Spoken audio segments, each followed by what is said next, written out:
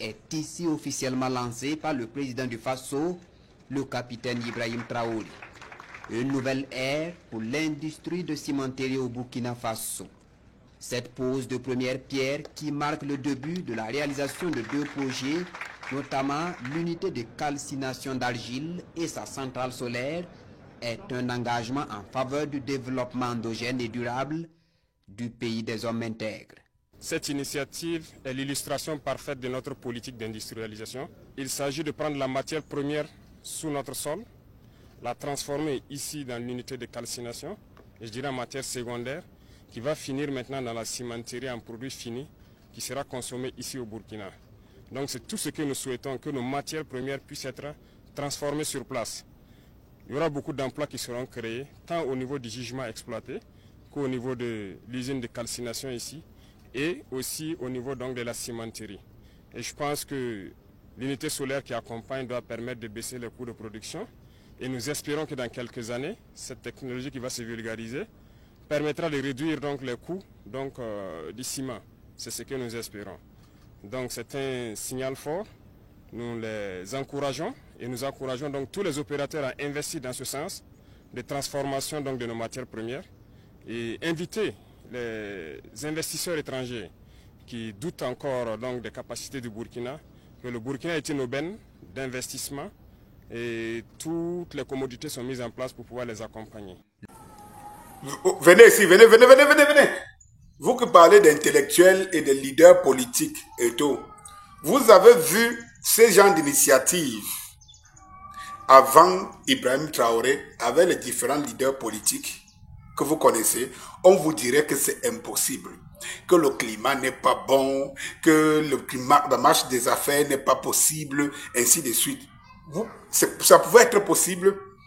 L'homme qui est en train met en place cette politique n'est qu'un militaire formé pour défendre sa patrie et il entend la défendre en la développant, sa patrie. Lorsque je vous ai dit que là, est-ce que vous voyez là, sera le Eldorado d'ici 5 ans, 6 ans, vous allez me dire, nous n'aurons d'ambition qu'à aller au Burkina Faso, à l'AES, donc au Sahel là, dans les 3 pays là. Nous n'aurons que cette ambition d'y aller.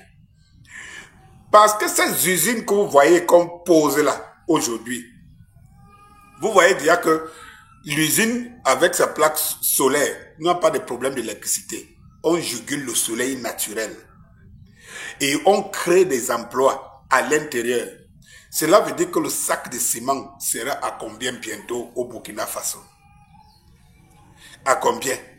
Ça veut dire que tout Burkinabé, même si tu es un pousseur, tu pourras construire une maison.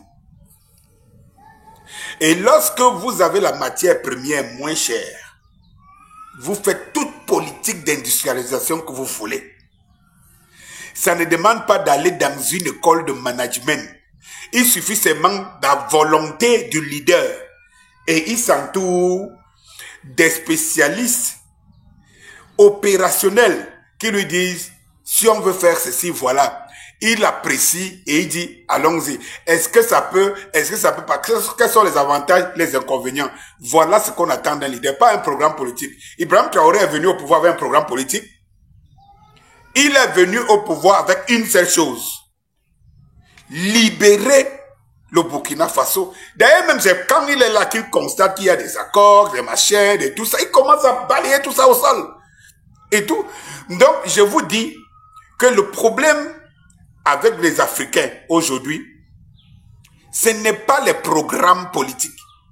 Ce n'est pas les programmes politiques, c'est des personnes fortes. Barack Obama m'avait dit que l'Afrique a besoin des institutions fortes. Non, l'Afrique a besoin des hommes forts.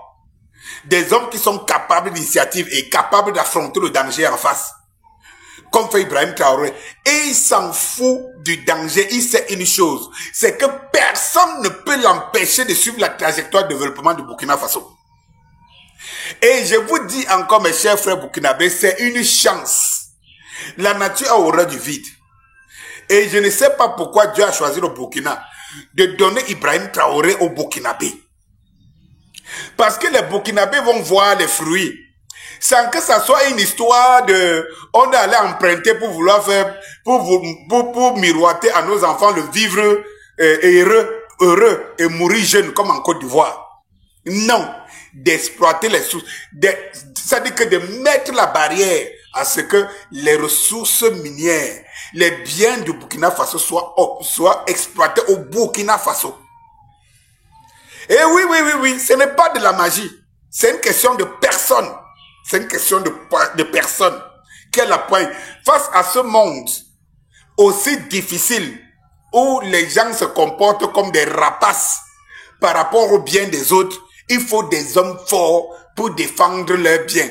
Et quand ils sont forts, ils savent ce qu'ils veulent. L'homme, le chef qui a développé Dubaï, il n'était pas un homme politique. Il a seulement vu que le pays avait de l'argent.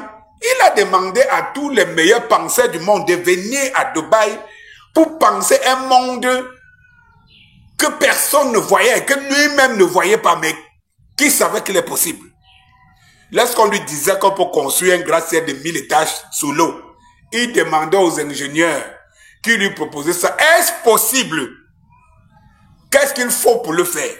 Voilà ce qu'on attend d'un leader. Et voilà la force d'un leader. La volonté de faire pour son peuple. Et mes frères burkinabés, que je suis fier de vous. Le MS, le mouvement de soutien à la libération de l'Afrique, vient comme un instrument de secours des Africains auprès de Ibrahim Traoré pour mener à bien son combat et que Dieu le garde. Dieu seul soit lui. Dieu seul soit son pouvoir. Dieu seul soit je vais dire quoi? Son gardien. Que à travers lui, que certains autres Africains se réveillent. Bonsoir.